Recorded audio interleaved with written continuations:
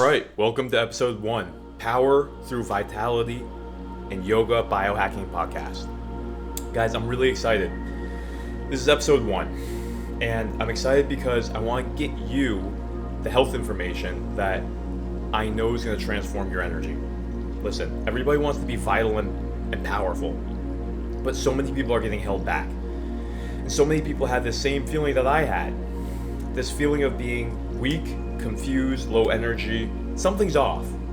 If that's you, then this podcast is for you. I'm going to tell you my full story. I had so many health issues come and hit me in my life, from mold to long COVID to digestion issues, chronic fatigue, acne, weight gain, just overall lethargy and feeling like garbage. And it drove me crazy for so many years. Really. I mean, you don't know where it's coming from when you're having these health issues. You think maybe it's just your mind, and it holds you back in a horrible way. So I'm excited to actually clear the air. I want to get this health information out there. It took me decades of studying health. Ever since I was a young teenager, I actually started having health problems.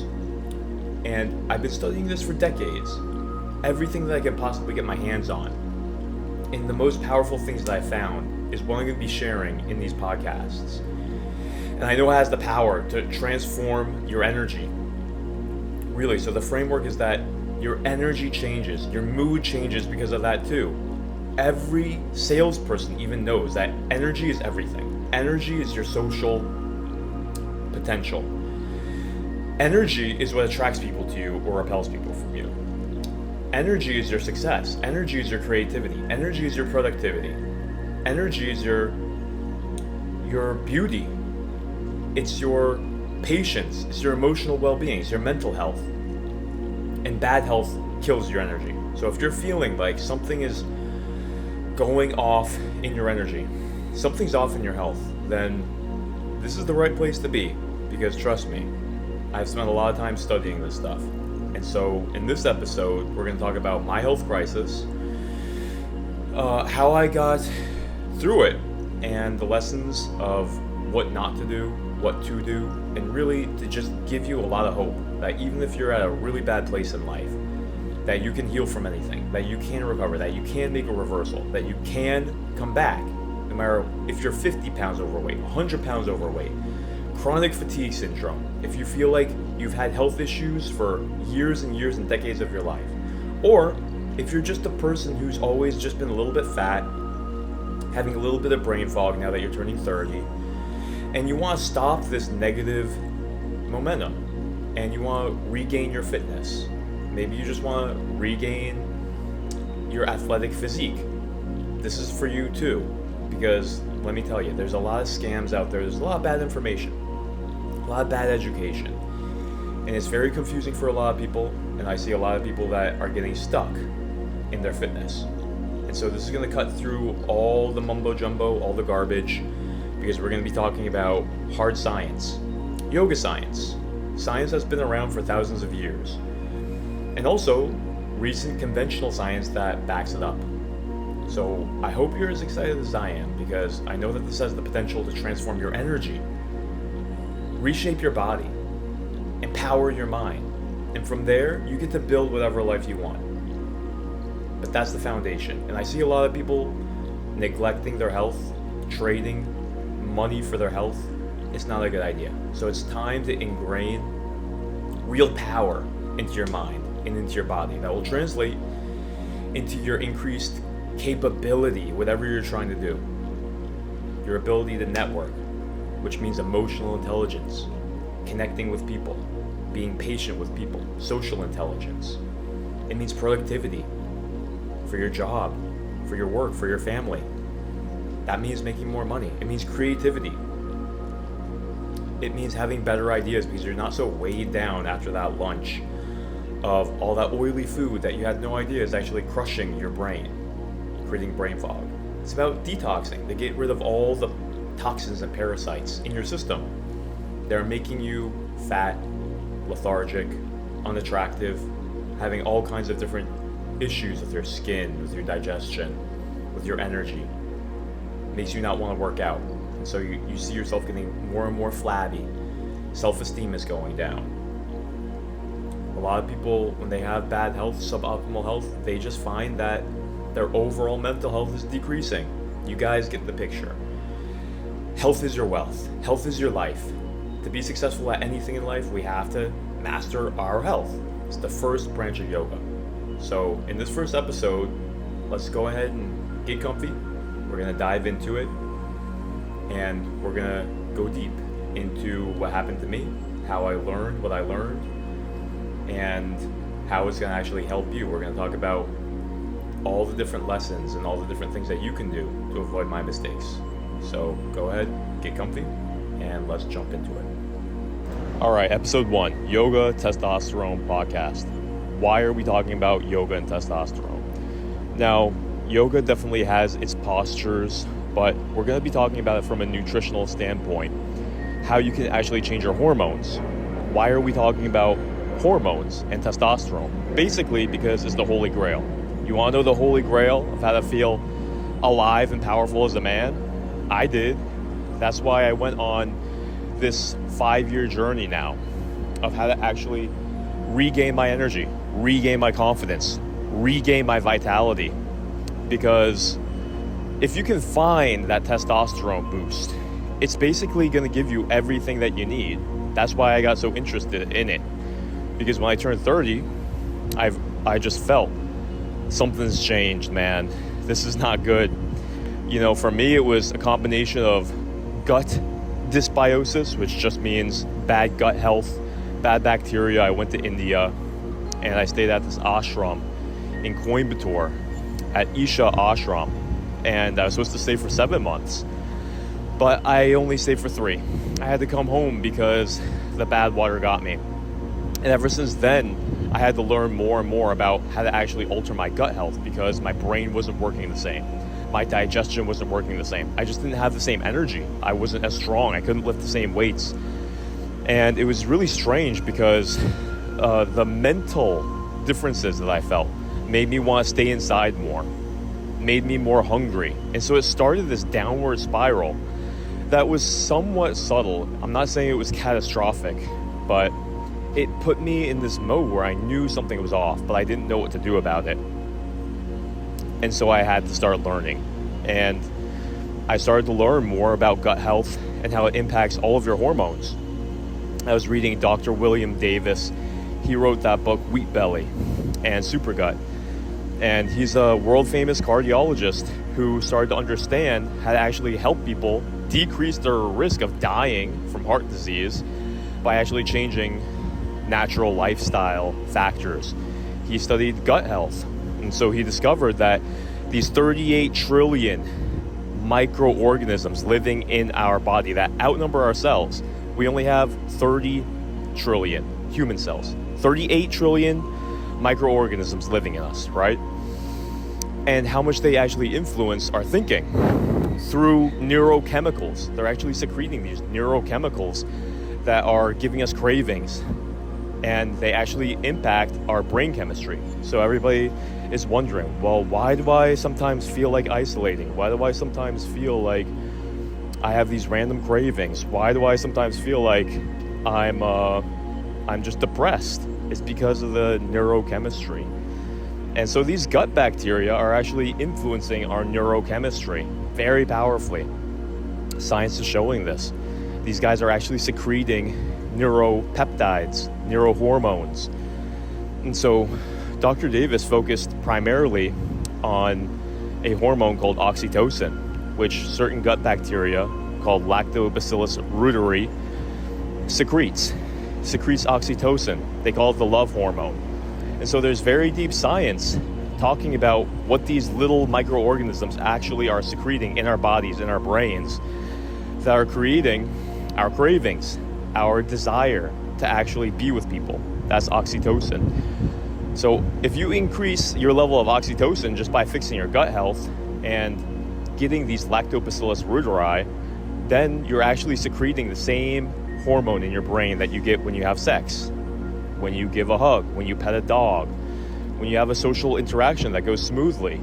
That's all oxytocin. The more oxytocin you have, the more friendly you are, the more sociable you are. It's the bonding hormone, the love hormone. And so I started to learn about all this, and it just set off this amazing explosion in my brain that just said, wow, there's so much happening inside my body that influences my hormones, that if I can just change this, then I can be pulling a lever.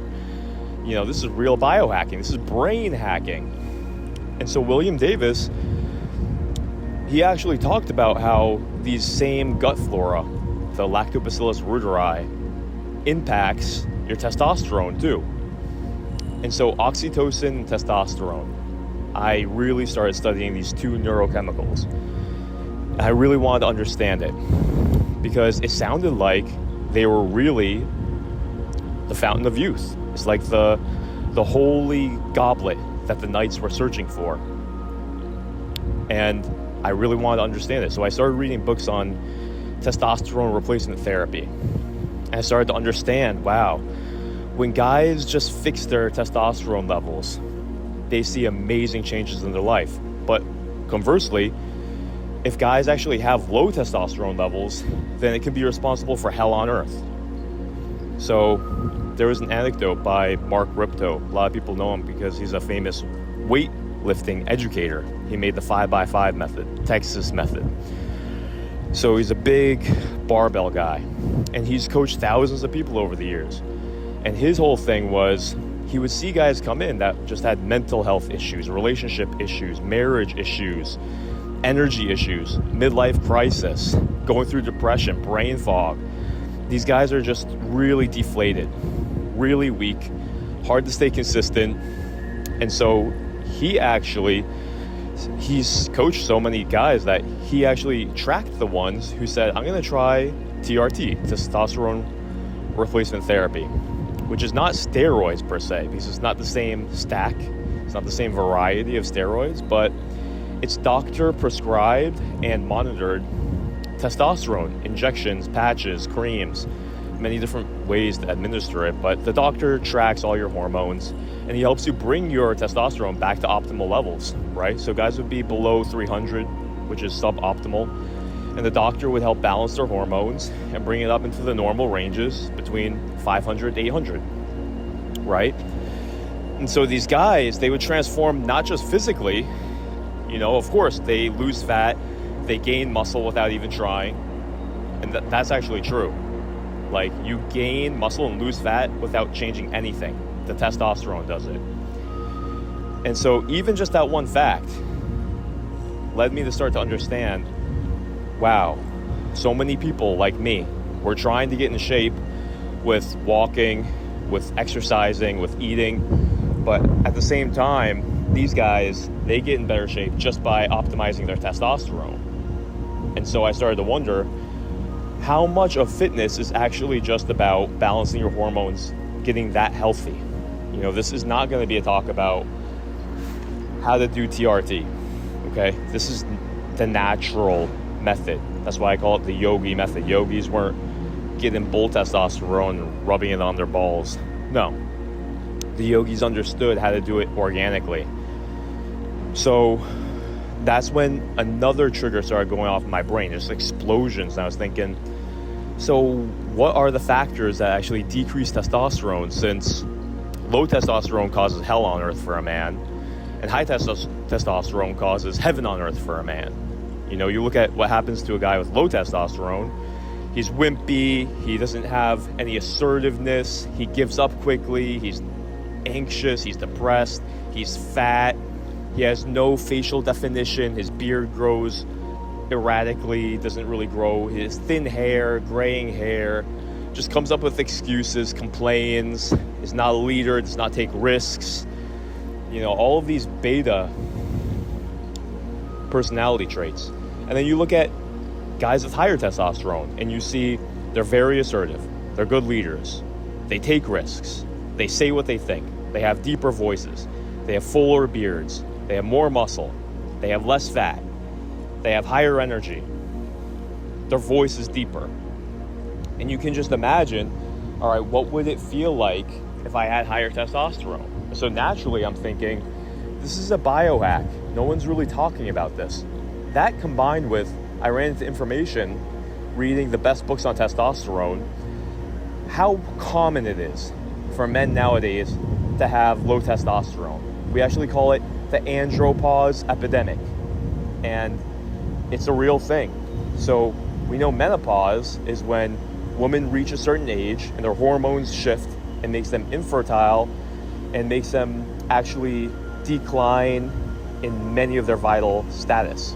So they become more moody, less fertile, less abundant as a female overall, okay?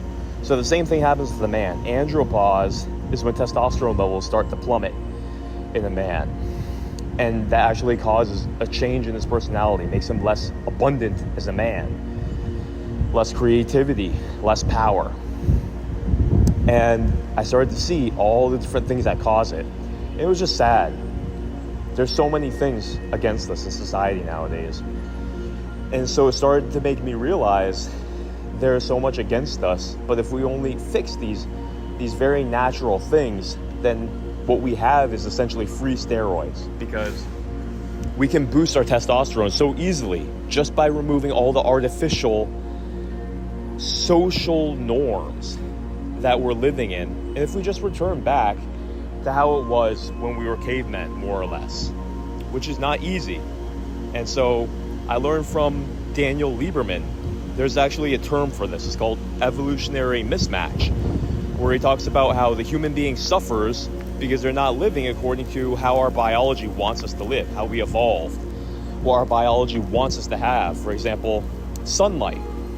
If you don't have sunlight, then you're, number one, messing with your circadian rhythm, which messes with their sleep, which messes with their cortisol, which messes with their fat, which messes with their testosterone. So you see the cascade even from just one thing, the light and your circadian rhythm. But there's even more. I mean, just people aren't getting the same amount of light exposure, vitamin D. I mean, everybody knows the power and importance of vitamin D. It's essentially a steroid in itself, and taking it with vitamins is not the same. So your body is trying to be a factory to make you into a beast, a powerful being to survive in nature. But, people aren't getting sunlight.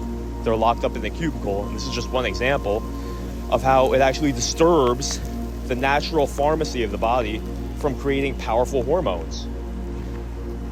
And it's a tragedy, because what that means is it's weakening us. So society, which was made to actually empower us and protect us, is actually accidentally separating us from the very things that would give us real power and let us thrive. So we're not dying, but we're weak and we're suffering. And this is just one example. We can look at sleep. We can look at the food system. We can look at how people exercise. We can look at stress and how people think. We can look at relationships and how people are being conditioned to live immoral lives, unnatural lives. Things get very twisted in so many different ways. And we'll be talking about all of these different factors that actually ruin our vitality, that ruin our testosterone, this evolutionary mismatch. There's so much to talk about in returning back to nature. But today, I just want to give a broad overview of why it matters and how yoga and testosterone actually makes a difference. So I just want to take the bird's eye view. I want to paint the picture so that we can understand what we're really doing here. See, biohacking is not about being cheesy and just taking all these weird supplements that somebody's trying to peddle to you, saying this is a testosterone booster, it has L-arginine, L-carnitine, L-theanine, and just confusing you with all these bogus names. It's really less about that. That's very scammy. That's American sales. That is just another scam, which honestly, I'm fed up with. I'm fed up with all of the lies and the scams. People are just trying to make money. The fake food industry, the fake health food industry, the fake medicine industry. There's enough danger out there that society has really propagated. And now we have people who are lying to you for the sake of their pocketbooks, trying to get you to believe that they can get you in shape with all these lab-tested laboratory tubes It's like Rocky Balboa versus the roided up Russian. You know, I'm a firm believer that we should be like training like Rocky. We should be living like Rocky. What did Rocky do? He wasn't getting injected by all these biohacker scientists who are saying, come get this IV drip, do this cream, let me give you this steroid, let me give you this laboratory tested mixture, cocktail of L-theanine and arginine, all these isolated multivitamins. They don't understand the power of nature, the intelligence of nature, the power of getting real food, real sunlight, real sleep, real calmness, and optimizing your own DNA and biology without selling out and going the perverted route, saying, I'm going to take artificial means into my body. That's admitting that you don't understand self-mastery. That's admitting that you don't understand nature's way to optimize your own self. Optimize your own self, I said to myself. Optimize your own self before you start going and trying to bring in all these artificial ways. That's what I say. Everybody's going to play life their own way. You know, I'm just living by my rules. I'm not going to necessarily criticize you, but this is how I see it. And God damn it, I'm going to say it. Because I think that a lot of people who get into taking steroids, going all out, wasting their money on all these artificial means, giving their money to these doctors that are promising amazing results without even understanding nature. They haven't optimized nature. Why not optimize nature before you start outsourcing, taking some bull steroid? It's just how I see it. So everybody should have the basics down before they start outsourcing and getting desperate and doing unnatural things to their body, okay? That's how I see it. That's what I think is the most safe. That's what I would recommend to my child. If I had a son, that's what I would say to him. I say, son, before you start thinking about injecting this bull or horse testosterone into your system, just understand the cause and effect. You know, I'm not moralizing, but what I'm saying is, if you haven't already optimized in the most safe, natural, free way, then you can actually get the same result just by going the safe, natural, and free way. And then, if you do that, you optimize your testosterone on your own, you say, you know what, I still want to take some TRT, more power to you. It's just about education and awareness. Okay? No judgment to anybody who does steroids. No judgment to anybody who wants to consider TRT. There's a time and place for everything. But let's just think first and foremost about what we can do today and tomorrow and maybe for a year or two and optimize our own testosterone levels, our own hormones, our own gut health, our own stress, our own brain. And you can get amazing results just from that. Even just from improving any one of these pillars that I just mentioned. Sleep being probably one of the most important. Gut health and detoxing, another king. I mean, you focus on those two things, you're going to be shining. You're going to be golden if you can just improve those two things. Because most people, they're loaded down with toxins. They have horrible heavy metals in their brain and their system that's been accumulating just from modern industrialized society. You can't escape it. We're drinking from water bottles. It's everywhere. We're eating pesticides. We're eating animals that are pumped full of steroids and hormones. We're using cosmetic products that are full of chemicals. So our chemical load is high. And these are estrogens.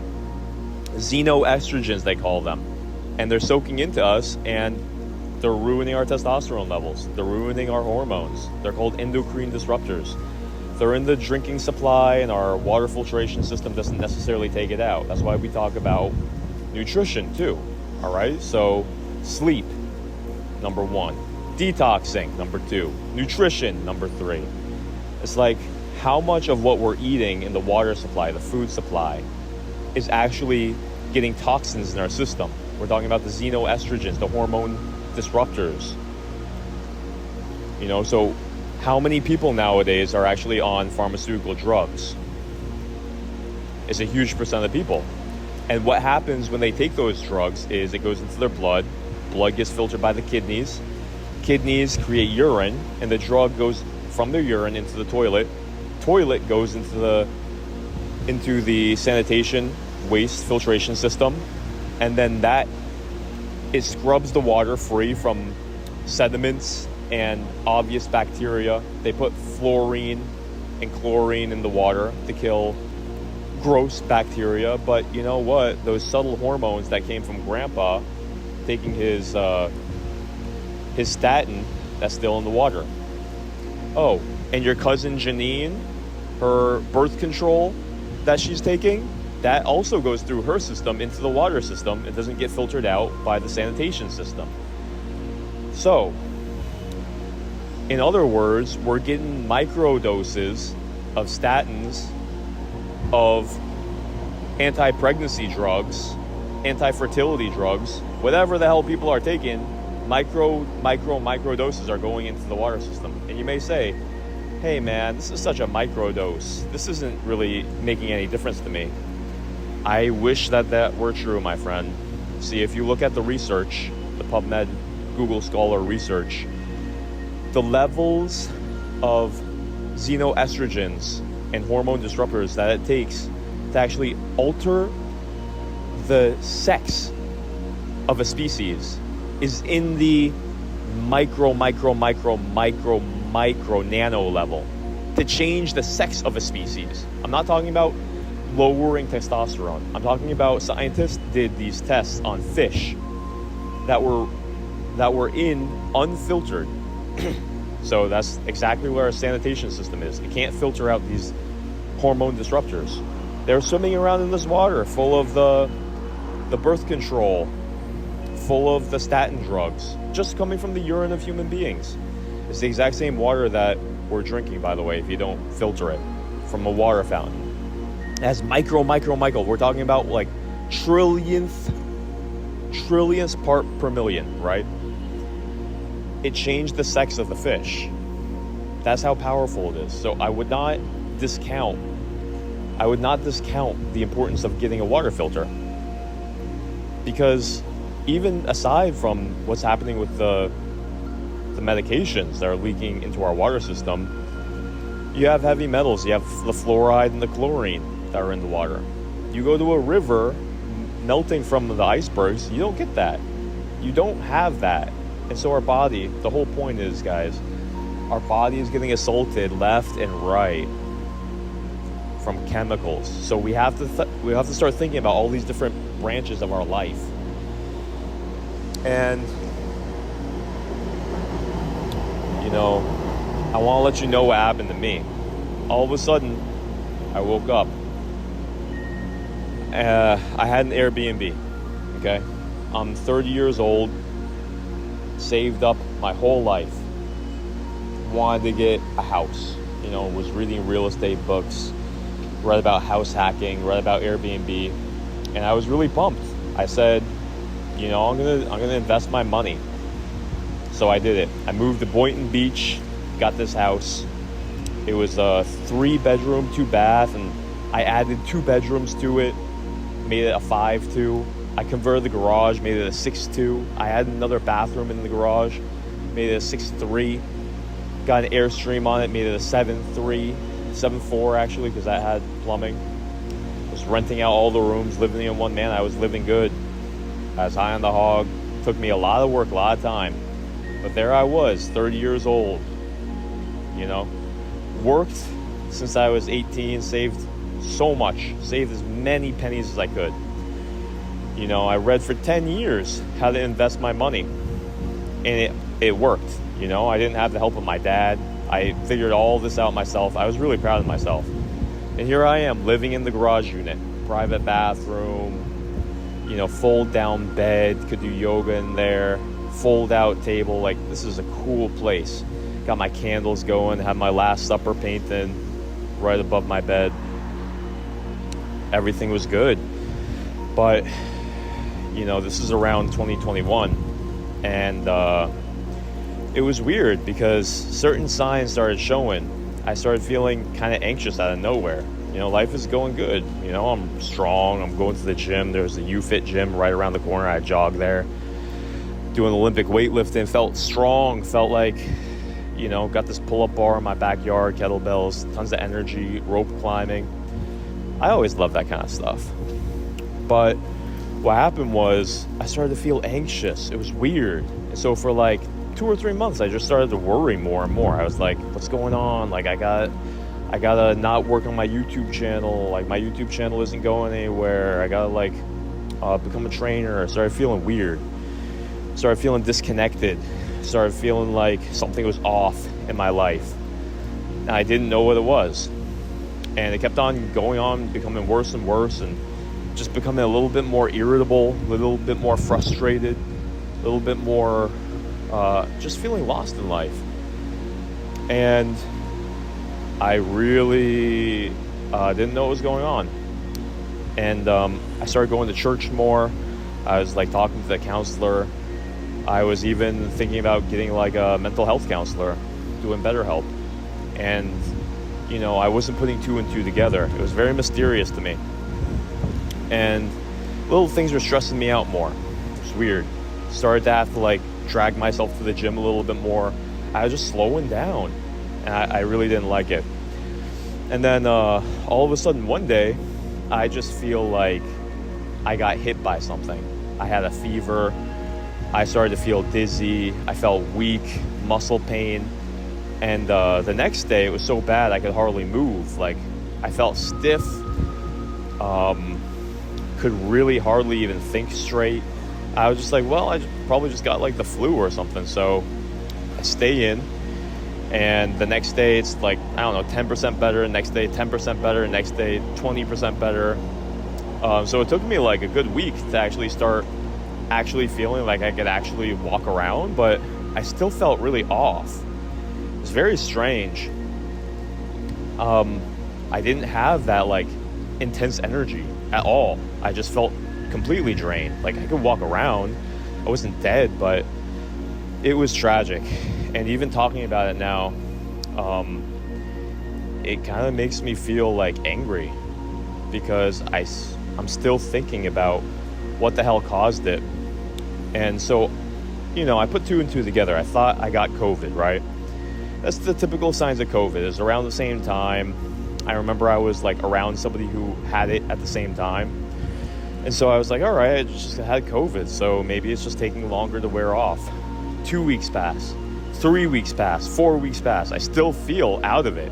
I did not feel the same, guys. Like, my mental health, my body, my strength, like, I would just feel gassed and tired. Like, I never got back that same like amazing charge of just feeling like, man, I gotta work out. Like, this feels great. Like, I feel charged up. I feel good. Mentally, I just feel like happy. No, I didn't feel that. And it was just so strange. And I started doing research, and I think I had long COVID. It was such a strange, sudden onset. And so months started passing, guys. And it was so hard to recover from. I really wasn't making any progress. I think I was actually getting slowly worse. I really didn't understand what was going on with my body.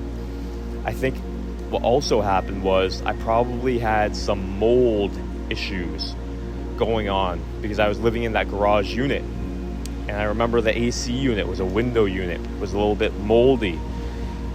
And so both combined, I think what happened was my immune system probably declined from the mold. Long COVID hit me. They both started attacking me. And I got a couple medical treatments during the time. Some shots that, I'll leave it at that. I got some shots because I was going back to school. I was thinking, what am I going to do? Should I be a nurse? Like, you know, just constantly thinking, what am I going to do with the rest of my life? Like, because that anxiety was spinning inside my head more and more and more. I think that was the mold, guys. I think the mold was creeping in, opened up the possibility for long COVID, and boom, they teamed up. They tried to do like a gang bust on me. And I just kept on going down more and more. Like, I'm talking 5 months, 6 months, 7 months pass. I'm struggling in school. I'm dropping classes. I'm feeling anxious. I'm actually worried about the Airbnb. I'm like, what's going on? Like, should I even be living here anymore? I can't even live here anymore. I think that there's mold. So I actually think I gotta sell this thing. Like, and understand, this is like my prize and jewel. This is my ticket to freedom. This is what I worked those 10, 12 years for. And all of a sudden now I gotta give it up. I gotta sell this thing that was bringing me in like $9,000 a month, only $3,000 of expenses. I gotta sell this thing. This is my ticket to freedom. I put years into converting this thing. It took me a year to convert this thing. And, you know, the difficulty of getting a loan, you know, thinking about insurance, setting everything up with Airbnb, it's a whole business in itself. And now I'm thinking I gotta sell this thing. My life is like over. My health is gone. I can't socialize. I feel miserable. My mental health is a wreck. Now I have to sell this business that I made. I don't even know if I'm going to be able to sell it. I don't have any energy to fix it up. It was hell on earth, man. Like, this is one of the most traumatic things that, in my opinion, can possibly happen to somebody. I mean, this was worse than death because it felt like a slow death. It really did. It felt like everything was getting taken from me slowly, starting with my health. And so it felt like the steady stranglehold that was on my body. And the confusion, man, like trying to figure out what was going on with me. So anybody who has gone through anything similar, where the confusion of a health crisis, you don't know what's going on, I feel you. I totally feel you. Because the doctors, they come back and they say, we don't know what this is. You know, to do this GI scan is going to be like $4,000. I'm going to refer you to a gastroenterologist. I'm going to refer you to a psychologist. My head was spinning. I was already like, wow, I can't afford $4,000 for your scan. So I was trying other things. I tried acupuncture, which is very strange because I got acupuncture once and I couldn't move my right toe for like 3 weeks at all. Like I could hardly move it. I was like, what the hell is this? Maybe that's a sign I shouldn't do it. I'm telling you, I bought hundreds of dollars of supplements. I was listening to YouTube videos and reading books and articles, trying to figure out what the hell is going on with me, trying so many things that didn't work. And, you know, getting telemedicine, everyone's saying, we can't see what's wrong with you, man. Are you sure this is not just psychosomatic? And, of course, part of it was that I was worried, but what really was happening was something was changing in my body that was prompting my mind to think differently. So a lot of people aren't trained and they don't understand how that could be true. How, you know, if you start drinking bad water, that'll actually alter your brain. You know, and putting 2 and 2 together, you gotta look back on your life and see, well, did I start to actually like change something in my health? Did I start to eat a different food? Did I start to drink a different kind of water? You know, and actually that's the case that happened to me. I changed my water filtration system. I started using the one that came with the house that was old and who knows how dusty and rusty that thing was. And I was using that water filter from the house because I was moving around in the different rooms. And so I don't know if I should have trusted that, but that could have been the start of everything. You never know. You start drinking bad water, that can kill you. It can literally kill you. And so people have not been educated to understand, to be weary, to be vigilant, to be health warriors, to understand that we are still walking around in a minefield of a world where you eat the wrong thing or drink the wrong thing, it can kill you. And I think we underestimate that.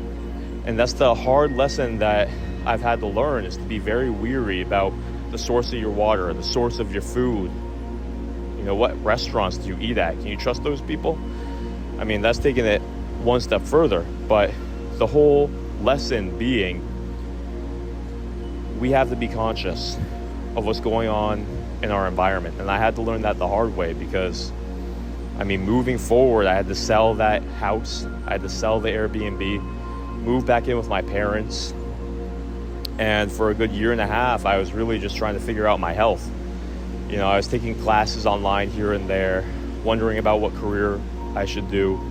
But this is the darkest time of my life, filled with so much confusion, filled with so much grief, really, and anger, not understanding what was happening to my body. I felt like it was very unfair, and I didn't understand how to cope with the loss. There's a lot of loss. And so in that, I I was actually traumatized. So I had to learn many different things to actually heal myself from this pit. You know, I felt like, if you've seen Batman The Dark Knight Rises, or The Dark Knight, when he fights Bane, and Bane just beats the living hell out of Batman, and he throws him, he's down in this pit, and he's just down in that pit, and Batman has to decide, am I just gonna like crumble, wither, and die lying down here in this pit? He has to gain the strength to get himself back up and to crawl out of that dark pit. And that's what I had to do too. I had to find reason in the midst of existential nihilism, in the pit of hell where you don't see any reason to keep going. You feel like you've lost everything. You're angry at the world. You're thinking about giving up because even if you were to be restored, your mind is so twisted. You think, I hate this world so much. I'm just going to be a villain. Even if I recover, I have to heal my mind. I don't even want to heal my mind. That's what trauma tries to do to you. The demons are lying to you, whispering in your ear. If you're ever at that place in life, don't give up hope. It's temporary. And those devilish voices, they're temporary. They're temporary. There's probably an evolutionary reason that they're there. But if you push on, you can restore your mental health. You can restore your physical health. You can push on through that. And out of the ashes, you can rise. And you will. You will. And I needed somebody to tell me that. Not many people were there to tell me that. Boy, I tell you, you get to see who your real friends are. You don't talk to people for years. A lot of people, they don't call you. They kind of just live their own life. You know? You don't get angry at those people, but you see the people who respond, who reach out, who encourage. I had a friend, Roman, guy in the military, Air Force buddy. He's in the Air Force.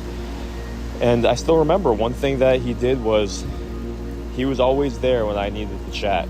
I would call him, I'd say, man, I just feel really hopeless. He's like, all right, let's talk. He would listen to me. We talked for like an hour. This guy really cared. Great guy. Really great guy. Heart of gold, man. And I still remember I would confide in him. I tell him in my darkest moments, I say, I'm really having bad thoughts, man. I've tried so many things. This is so tough. It would be easier just to give up, man. And he would tell me, John, I know it's hard, but you're strong. You are strong. And he just let that sit. He said it just like that. And you know, when he said it like that, I had to just like bite my lip and just be like, God damn it, I don't want to be strong, but fuck, I have to go with that. I have to go with that. I can't just give up. I have to go with that. I have to believe that. I have to believe that. I have to believe that. I must. My life depends on it. I must agree with that. And it was hard. To be honest, I didn't want to agree with it. I wanted to say, this life, man, this life is heavy. He says, but you're strong. You can lift it. And I had to agree with him. And that one word that can come from a good friend, that can save you. So you have to listen to me. When I say this, you have to listen to me. Make this your reality and believe it. You are strong. The world is heavy. The world has a lot of things that are fucked up about it, but you're here to be strong. You're here to lift it. You're here to overcome it. And these things, even though you don't see the reason in them. When you overcome it, you're going to see that was the enemy that I overcame, and it made me stronger. You can overcome anything. That's what this has taught me. When you're in the depths of your crisis, when you're in the depths of your struggle, when you're in that dark tunnel and you can't see any light, there's no light, There is no light. For miles and miles, there's no light. You can keep taking that one step every day. Don't walk backwards. Abraham Lincoln said, "I may walk slowly, but I never walk backwards." I had to remind myself of that. If you just take that one step forward, you'll be in a better place than you were yesterday. And you can heal from anything. You must believe that. You must believe that you can overcome. You must believe that it's in your DNA as a human being.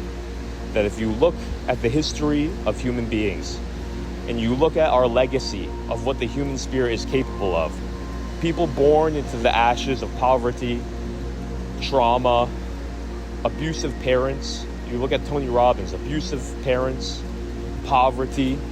What did he do? He transcended it. He overcame it. You look at Gandhi, born low in the caste system, wanted to be a lawyer, faced racism. He overcame it. Example after example. Even the great Napoleon Hill. What happened with him? Napoleon Hill, the father of all modern self-help, inspiring Tony Robbins and all the giants of today. He was also born at a time into deep poverty and suffered many failures, much poverty. And one of the things that he wrote in his book, Law of Success, was that you and many people can stop when you're just feet away from the gold, and that you can take failure and transmute it into the very seed of your success. And the real thing that determines whether or not you're successful in life, he calls it the secret. What is the secret? PMA. Positive mental attitude. Seem too cheesy for you? Seem too cliche? You think that you already know it? That's what I thought for years. It's not about finding all this flashy new information. It's about mining into the depths of one truth and reality. That one truth and reality, if we could really have a positive mental attitude, what that would mean is we have self-mastery over our emotions, over our intellect, over our relationships. Positive mental attitude is actually a discipline. This is actually a path of self-mastery. To actually rein in your emotions, your pettiness, your stubbornness, your anger, your self-centeredness. It's actually a form of cognitive behavioral therapy that will actually transform people's mentality, transform their emotions. So I'm still practicing cognitive behavioral therapy. Reframing, re-anchoring, understanding the biases of the mind that distort your reality, that make you think incorrectly. This is the game, guys. And you may say, why are we talking about positive mental attitude? I thought this was a yoga testosterone podcast. Well, believe me, if you have constant anxiety, depression, weak thoughts, trust me, thoughts correlate into reality. Thoughts correlate into high testosterone or low testosterone. Confidence transforms into high testosterone. Courage, the real alpha is the most courageous one who actually looks out for others. Courage, consideration, creativity all comes when we're committed and aligned towards taking care of the group. A lot of people think that the alpha is the one at the front, big chest puffed out, leading, just barking orders. No, that's not an alpha male. It's a fake alpha male. Real alpha male, according to Owen Cook and other very wise men, he's the wolf in the back, looking over everybody, observing everybody.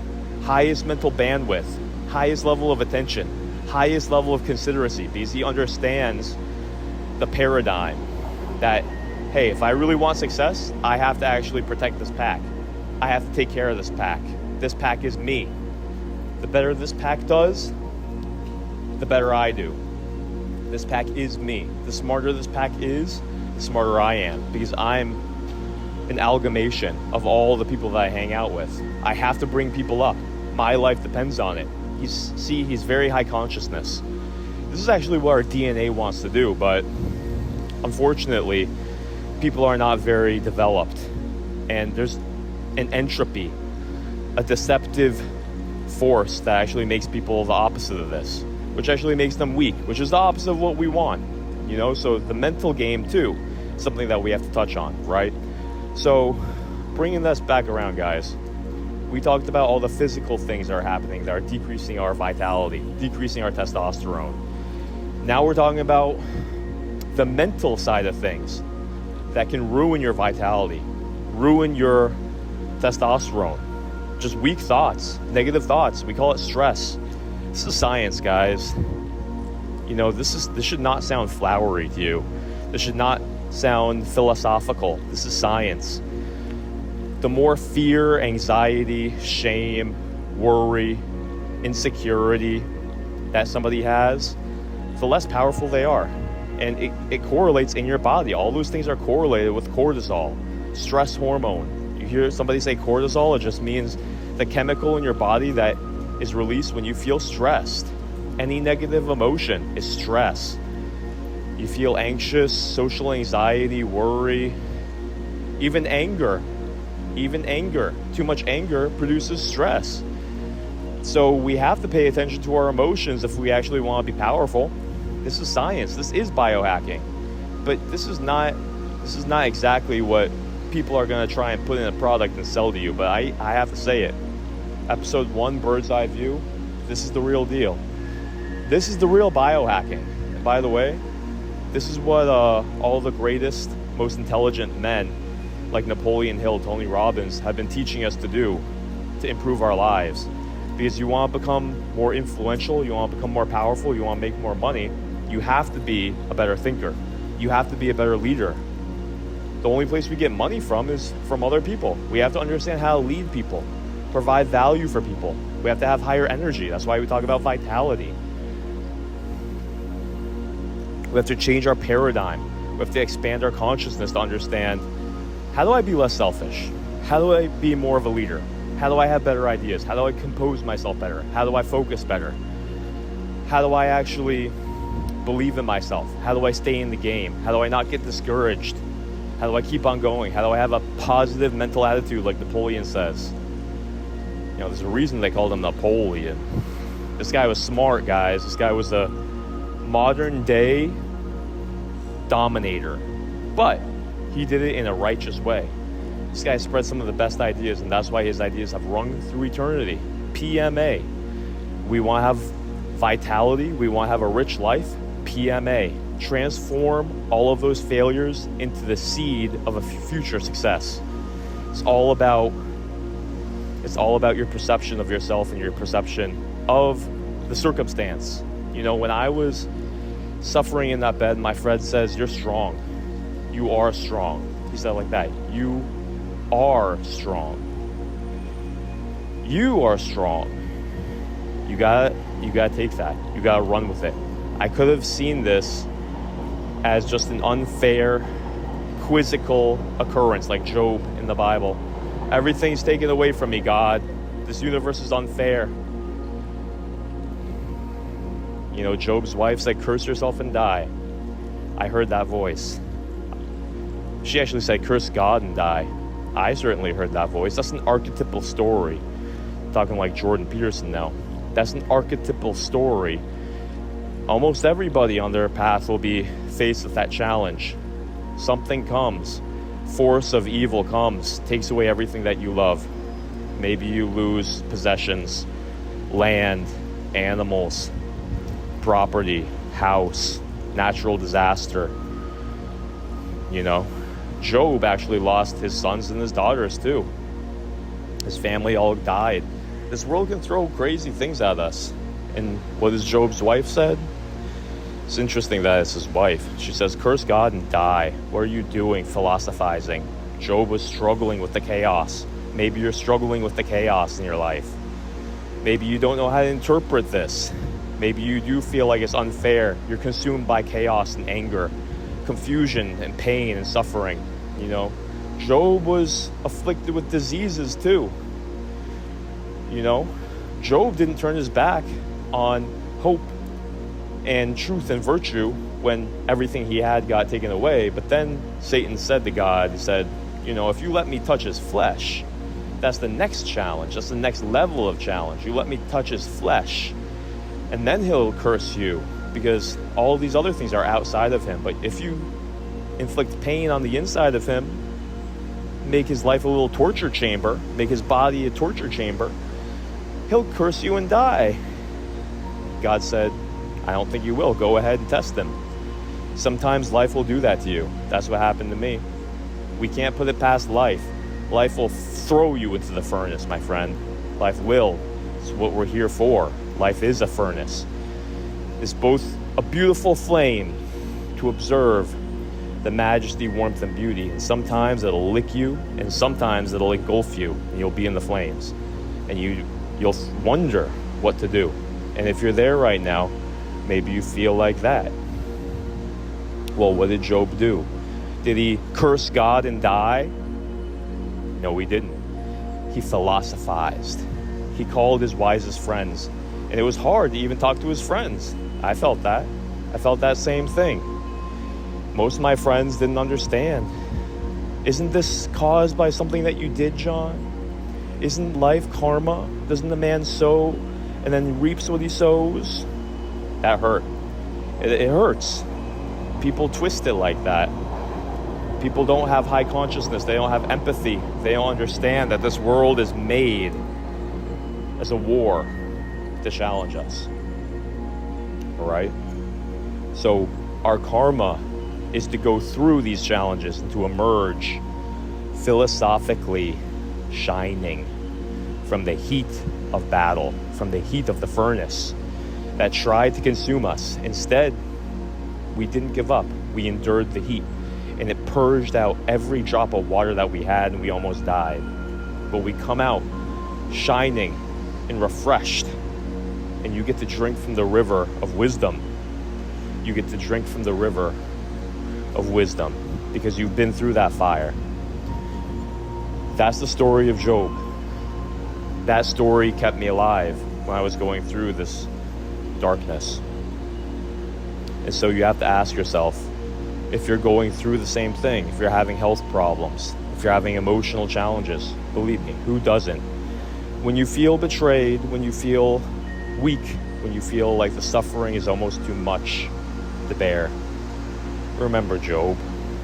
Remember the story that passed down thousands of years of generations so that your ears can hear the same wisdom, and so that we can transcend this suffering, so that we can understand this world, and so that we can use our philosophical mind.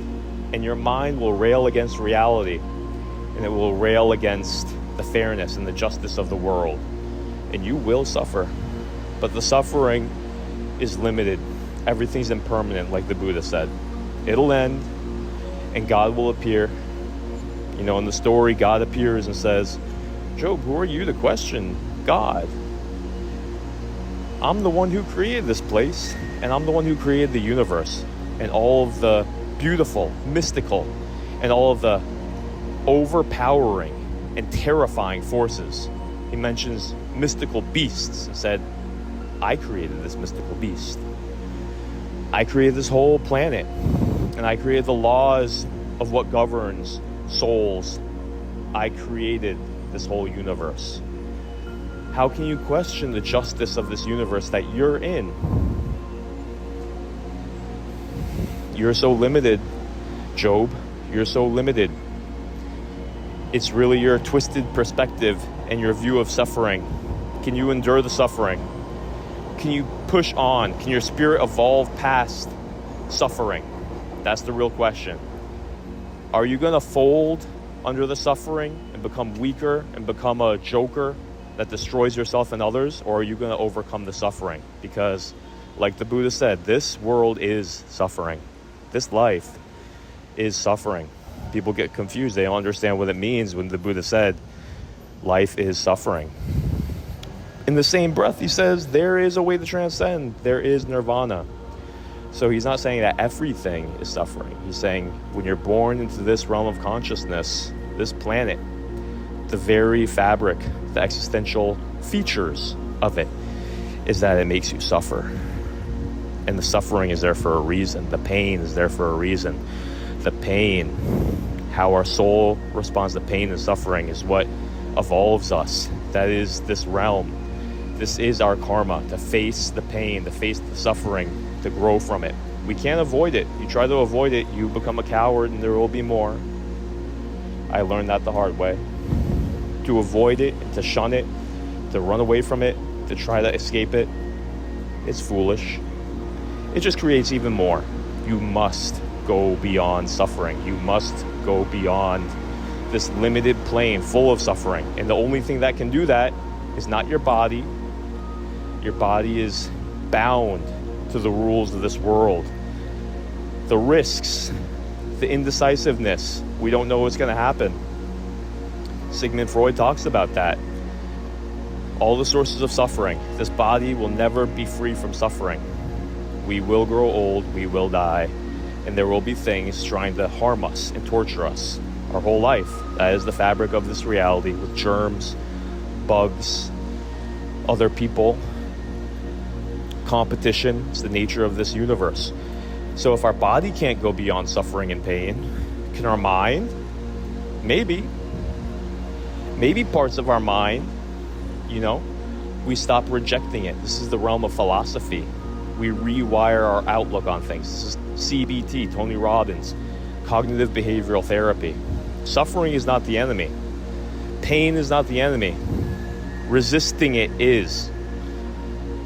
Resisting it, railing against it, cursing God, letting these voices run free in our mind and not challenging them.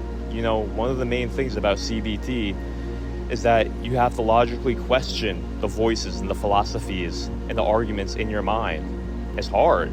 It's a constant battle. You feel like you have all these phantoms, these voices, these devils just talking to you, making it seem horrible. So what is the part of you that can argue against those same voices in your own mind? Is your mind arguing with your mind? There's something deeper in you, the consciousness that's observing the thoughts and the mind. That's your source of power. That's the real you. Beyond the thoughts that are randomly going in your head, you have the power to reframe. You have the power to recalibrate. You have the power to observe. You have the power to judge. You have the power, the sharp sword of discernment, to see and to harness your soul and your spirit's energy and say, I won't let that be the reality in my mind. Get out, you negative devils.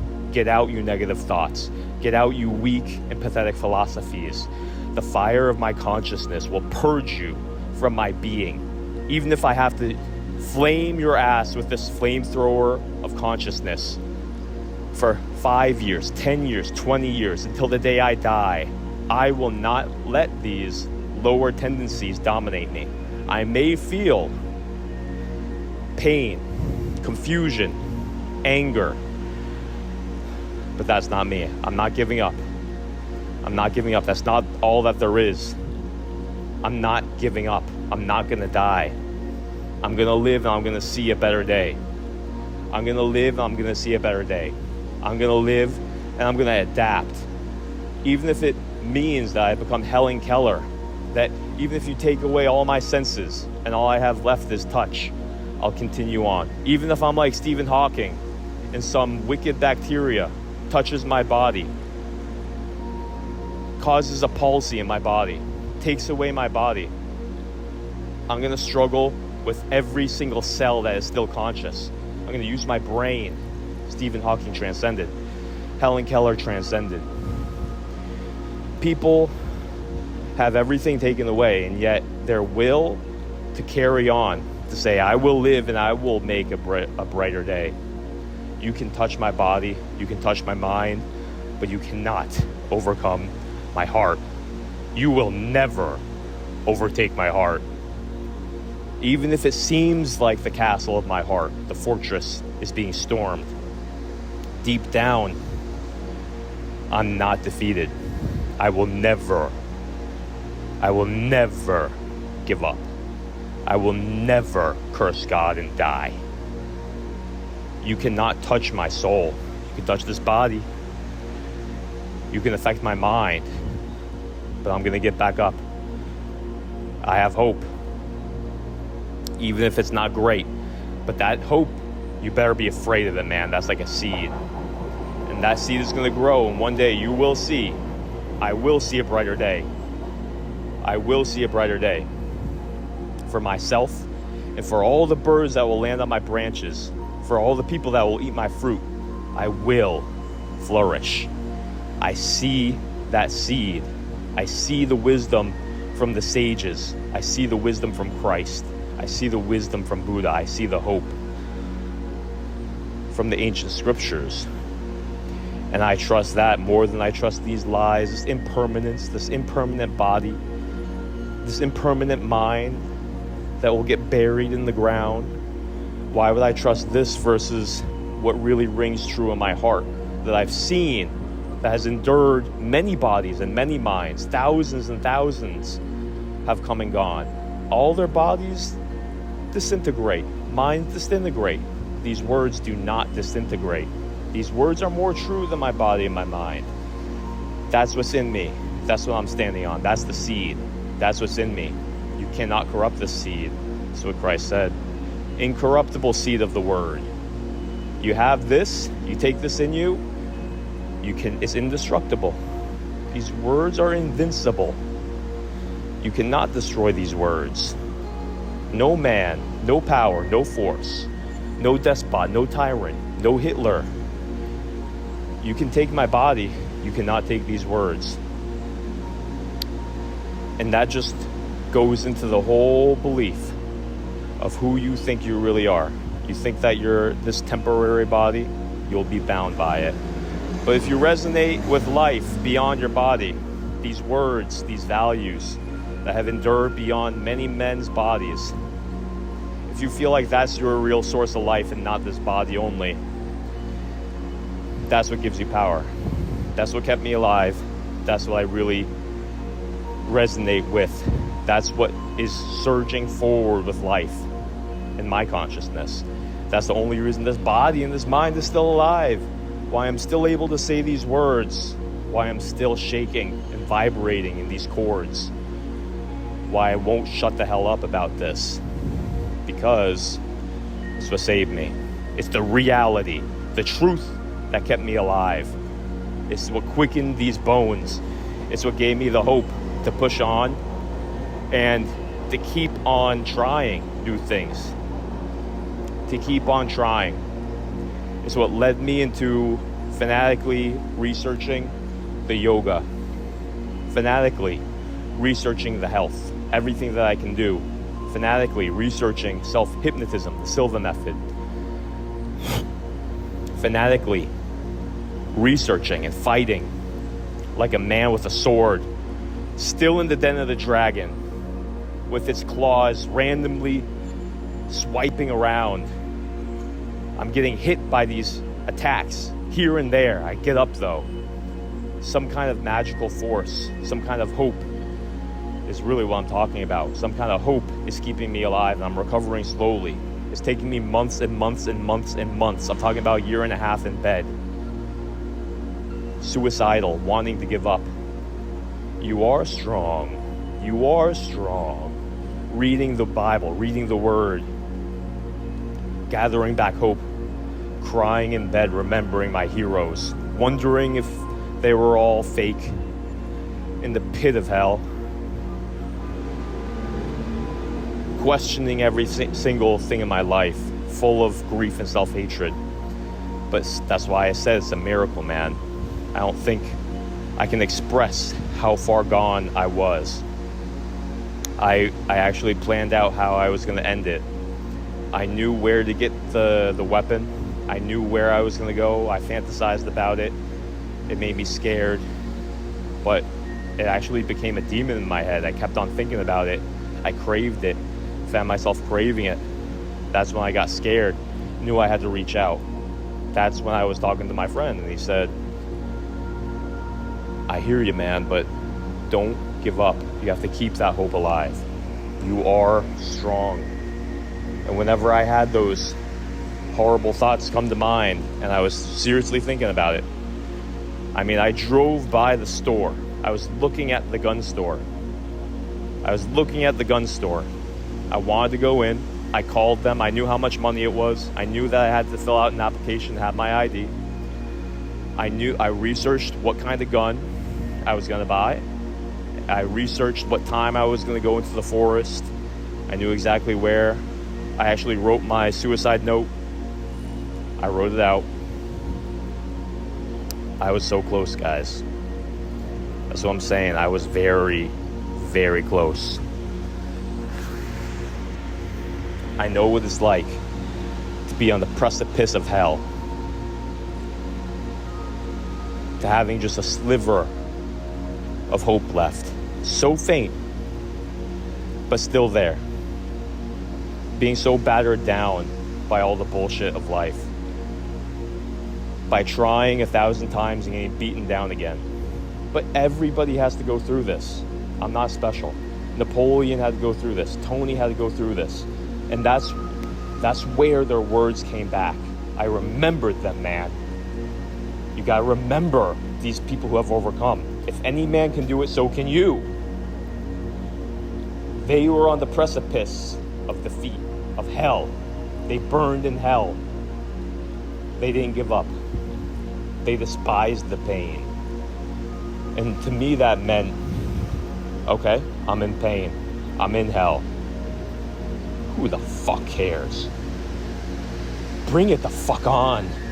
I'm in the midst of hell. Watch me walk through these flames. Watch me transcend these flames. Watch me. I'll make it so that my spirit becomes so strong and that I thicken up, that I harden up so much with the help of my heroes, with the help of these mighty men. I've seen them. I've seen them walk through the battles and the wars. I've seen them win the battle. Watch me as I become one of them. And my thick skin will make this hellfire feel like a sauna. And I'll come out. And what you'll have done, oh pain and suffering, is have melted away my imperfections like a sword in the furnace. And what you'll have done is burned away my imperfections and taught me a valuable lesson. And I'll come out a shining sword, ready for the next challenge, a true warrior. And if the next furnace comes, I'll have thicker skin. And when I walk through those next flames coming from the dragon demon, you can scorch me, but you cannot kill me, motherfucker. Let's go. You won't be afraid of the next dragon. You'll see the dragon and you'll smile, knowing, oh man, this one may hurt. This one's gonna hurt. Crack your knuckles and jump in the ring, baby. Come on! That's the spirit. That's the spirit. That's what we're growing into. That is the spirit of the transcendent soul. That's the spirit that our heroes are calling us into. That's the spirit that gives you vitality. That's the spirit that gives you transcendence and charisma. That's the spirit that overcomes whatever comes against you in this world. So guys, that's what pulled me out. It's the spirit. It's the words. It's the inspiration. Will Durant, one of the greatest historians of all time, talks about hero veneration. Yoga talks about this. They call it Guru Sadhana. Always thinking of the transcendent master. Always thinking of your heroes. Always thinking of the transcendent qualities that will uplift you, that will catapult you above, that will thicken you, that will make you a warrior. Never forget their faces. Always remember their words. Always remember their lives. Always remember their stories. Become obsessed. You know, most people are obsessed with the Kardashians, some stupid show. They watch Family Guy. You know, I'm not totally against these things, you know, but there has to be this deeper underlying foundation. Do you have that devotion? Do you have that commitment that I value these qualities more than my life? Do you have that commitment that says, I understand the state that I'm in. I understand the vulnerability and the challenge of this world. It's like you're a sailor who hardly knows how to sail, and you have to go from east coast of America all the way over to Britain. And you think you can do it on your own without a crew, without a captain? That's what this world is. We need a crew. We need a captain. We need a tribe. We need each other. We need to grow. And the second you actually come to this realization that I'm lost on the open sea, and the truth is, to get to where I really want, health, wealth, love, happiness, transcendence, to actually bring my spirit into this greatness that I see in these other men. I can't do it on my own. That's where humility comes in. That's where we say, I'm battle tested and I've seen my weaknesses from the battle, from my enemy. This isn't me just philosophizing in my room. This is me when I went out and I've seen my weaknesses. I'm being honest, I'm being humble, and I say, I need help. I'm not at that level yet, but I can be. That's the beginning point. Recognizing maybe I'm not vital.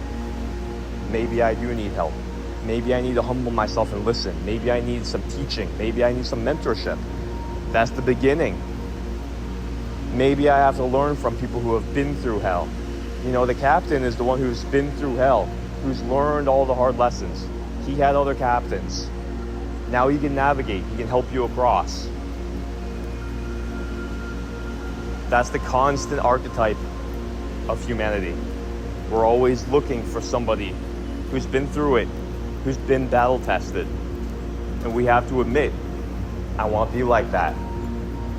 So we have to surround ourselves constantly with the people who have the qualities, the knowledge, the heart, the character. Study them. Meditate on them. Inspect them. Don't trust the first guy. Don't trust me. Listen to all my stuff. Judge me. Judge me. And by all means, find the one who resonates with your heart. Find the one who resonates with your trust. Listen to their stories. Look at how they interact with people. And choose the one who you know can help improve your life. And if you outgrow them, move on. It's a constant process. We're constantly crafting our discernment, finding more and more qualified, more and more evolved people. You need to ascend the ladder of psycho-social, moral evolution. Talking about the study of spiral dynamics. Talking about how we can use every aspect of ourselves to grow. And that's why we're talking about not just physical health. That's the foundation. We start with physical health, and we move on into mastering our mind and our stress. We move on into understanding how to master our social groups, help other people master their minds, their bodies, their stress. Understanding our moral development, how our life and how we live and every action that we do, how it impacts our physical energy, our mental energy, how we feel, how we think, our hormones. Everything's connected. It's actually irresponsible to talk about physical health without talking about mental health and spiritual health. They're also correlated. They're the same thing. You can't have physical health if you don't have mental health. And you can't have mental health without having spiritual health. It's called integrity. Everything's integrated. I don't separate them. They're all the same if you have a deep and broad enough understanding. Your mind, your thoughts, your stress, your courage, your integrity, the good feelings that you get from helping, leading, empowering. It's all your physical health. You look at the blue zones, I'll give you some evidence. You look at the blue zones, you look at the massive anthropological study that scientists did looking for the longest living cultures in human societies. And what they found is all the places that had blue zones, which really just meant on their mapping chart, the places that have the most people living to 100 and beyond, they studied the 10 most correlative factors that made them live such long, healthy lives. And 3 out of 10 were things that were actually just physical, like how much they moved, what kind of diet they ate, and their sleep. But the rest were actually how they lived their life, their social life, their moral life. Talked about how these people who live long lives, they actually have a purpose beyond themselves. They spend time with friends that they've known for more than 10 years. They're constantly social. They're surrounded by family. They have a lot of social time. They eat together. So what they really found is that another one was they volunteer. They contribute. So more than even the physical factors were the social and the moral factors that went into them living long, happy lives. Their emotional health was a big one. Having a positive outlook on life. Laughing more. These all play into your health. So all these guys who are just trying to sell you on, fix your life, just take this hormone, just take this supplement, just talking about calories and macros, you felt it. You're sick of hearing that. It's all boring. It's shallow. You're not going to massively change your life. It's going to give you some change. I'm not saying it's not important. Those things are important in context, but what we really need is the big picture. We need to understand the big picture.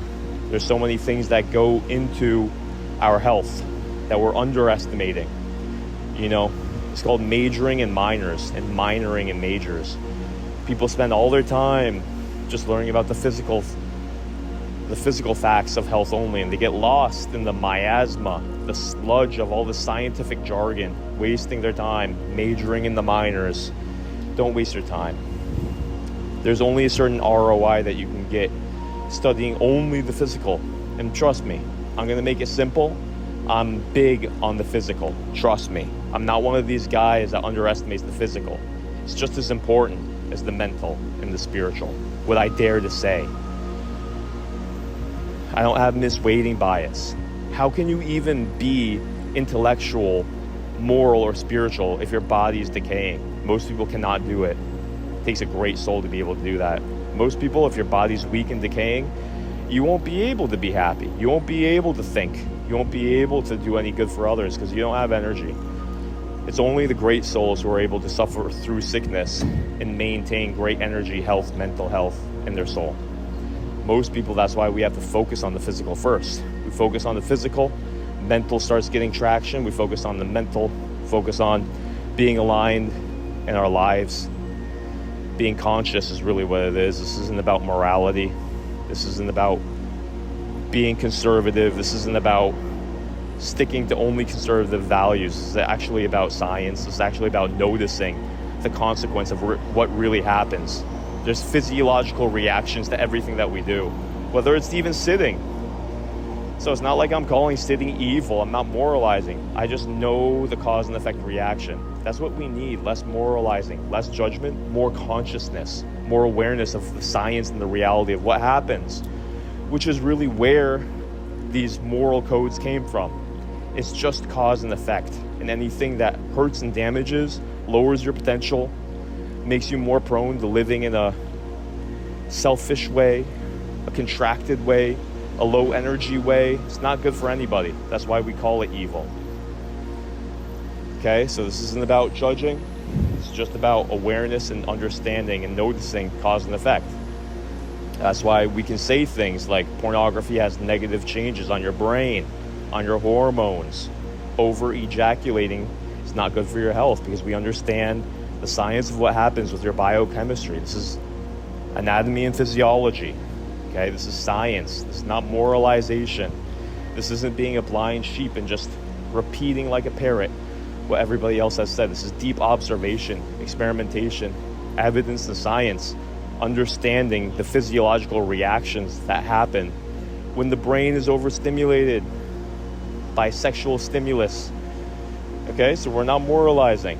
Everybody's watched some porn here and there, so people can calm the hell down. Okay, we're not trying to raise our noses up or be like the Pharisees and the Sadducees in the Bible. No, that's actually worse. So, saying about that, this is about big picture perspective, setting the stage, understanding why we're here together, talking right now, talking about vitality, talking about power and energy, talking about how you can raise your potential, okay? That's really what I've been wondering the past 5 years as I went through these ups and downs. And I understand that a lot of people are thinking that same thing, because we're in this together. We're all in this boat, and it's going to be a crazy ride. We don't know where it's going to go, and by Job, we've already been through quite a ride, right? But it's great, because you know what? It pumps me up. You know, this is like a Viking ship, man. But instead of the Vikings being these selfish conquerors, you know who we are. We're riding with the force of dragons for righteousness. And what I mean by righteousness, it's just the thing that is right to bring all of us up. That's what I mean by righteousness. You know, righteous. That's what it really means. Whatever brings up the most of us and stands against the downward forces, the poisoning forces, the lying, selfish forces, all the things in society that poison out of greed and negligence, even the forces that are trying to willingly and intentionally bring down the masses, weaken the masses, suck them dry of their money. I'm not naive enough to think that that doesn't exist. That's a real thing. Keep the masses weak, drain them like cattle. I'm against it. So what we need is a Viking ship full of warriors with a dragon force to go storm the gates, starting with their life, their own life, saying, no more, man. No more. This is a new chapter of my life. This is a new page in my story. Today I change. Today I go forward. Today I commit myself to a higher possibility. Today I take the first step, and I'm going to remember this day. I'm going to write this down, man. I'm going to write this down. This marks a new page. And this could even be, if you think that you're already living a healthy life. You could already be living a somewhat healthy life, but you can say, man, I see a greater potential. I want to be more aware. I want to be more diligent. I want to be more zealous. I want to be more of a warrior. I see the battle that's going on. This isn't just about me. This is about my friends, my family. This is about how healthy of a life we can live. We got to strategize. Be clever as snakes, gentle as sheep. I got to strategize. I got to reset my life. I got to protect myself from these landmines, these poisons, the water supply, the food supply. I got to teach my friends, my family, my girlfriend, my wife. I got to teach my kids how to live smart. And I got to be wise about how I teach them. I got to live it first. I got to live it. I got to learn it. Got to explain it. Got to love it. Got to make it fun. And moving forward, what you're doing is you're changing not just you, but you're making a difference in society. This is culture. This is our zeitgeist. And the more we talk about it, the more it's going to become more of our culture, the more we're not going to support these bastard industries trying to poison us, make a quick profit with their really cheesy, cheap product that they haven't really put much consciousness into to make it good for us. No, we're going to starve them out. Starve them out. Why? Knowledge, awareness, care. So you're protecting not just you and your fertility and your vitality and your skin and your health and your testosterone and your power and your potential and your money and your attractiveness. You're not just protecting all that, you're protecting your kids. You're protecting your friends. And what's going to happen is that's going to change society.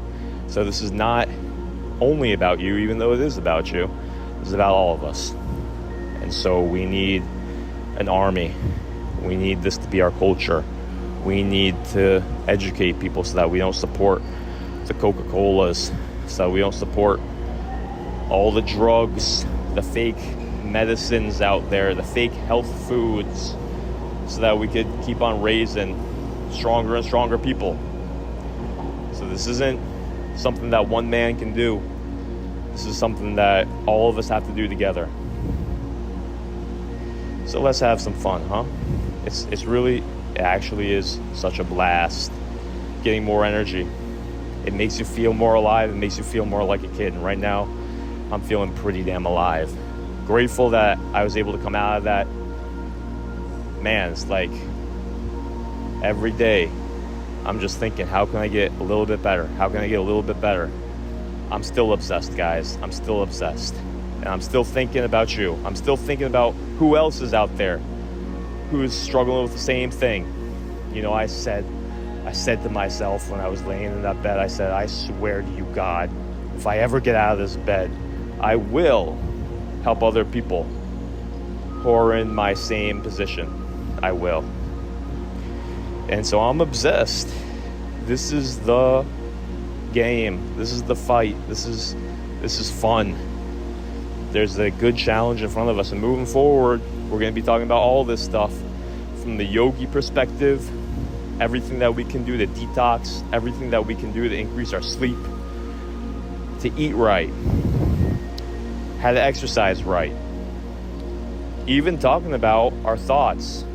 We'll talk about stress, meditation, how we live our life, what destroys our life, our social interactions, social stresses, social anxiety, growing emotionally and socially, social intelligence, emotional intelligence. This all goes into health. So we're not going to stop anywhere, but we're going to start with the basics, okay? So this is episode 1, Bird's Eye View. Now you know who I am, you know where I'm coming from, and where we're going is to where the knowledge is, where the promised land is. Not just the knowledge, but I'm going to be bringing you on my journey as I move from Florida and Miami right now in the city, moving to Virginia to find a place for an Amish homestead. Going to be learning from Ty Lopez. He's actually my mentor right now, and it feels good to be under his guidance because I don't know how to do this. You know, my grandpa was a farmer, but I don't know how to do this. But it's going to be fun. You know, spent 12 years being a massage therapist, got some business experience doing that Airbnb, and this is going to be agro-tourism. We're talking about getting some farmland, getting some tiny homes, glamping, some geodesic domes, maybe some glamping tents. Going to get a bunch of animals out there, cows, goats, sheep. You know, it just warms my heart thinking about having a dog out there. Eventually some horses. I mean, I'm going to bring you on my journey. I ain't just talking. I'll show you. This is the next step. Living it out. You know, no more evolutionary mismatch. There's ways that we can each incorporate ancient wisdom and how we used to live into our life. Maybe you don't want to be like me and go out and get a piece of land, but maybe you can buy from somebody who's like me, who has a piece of land. Support your local farmers markets. Maybe you can start a little garden on your patio. Maybe you can grow some tomatoes so that you're saving $30 a month on tomatoes. Because gosh, produce is getting expensive. I wonder why that is. And the whole idea that it doesn't even have any nutrition, so you can be growing your muscles in your tomatoes on your porch. That's bodybuilding, man. You want real bodybuilding? It's in the real nutrition, right? So we got a lot of practical stuff coming up. I'm pumped. We're going to be doing a lot of agriculture, a lot of business, but a lot more talk about how you can improve your life, how you can improve your energy, how you can establish a powerful vitality and establish hormones in your body that will automatically make your life powerful. Remember, the power of testosterone is the holy grail. It's the fountain of youth. The power of your gut health. You're only as strong as your digestion, says ancient yoga tradition. So talking about detoxing, talking about how to actually boost this testosterone, this holy grail, this elixir of life, this soma, this ojas. All of these things I'll explain. There's many different methods to this madness, but happy to be here with you. Hope you enjoyed this episode. Let me know what questions you have. I'm here at your service. I will respond to as many as I can. I'm curious what you're wondering, how to improve your health. So I'm signing out. I'm Jonathan, and this is the Mr. Yoga Nerd podcast. Hope you enjoyed.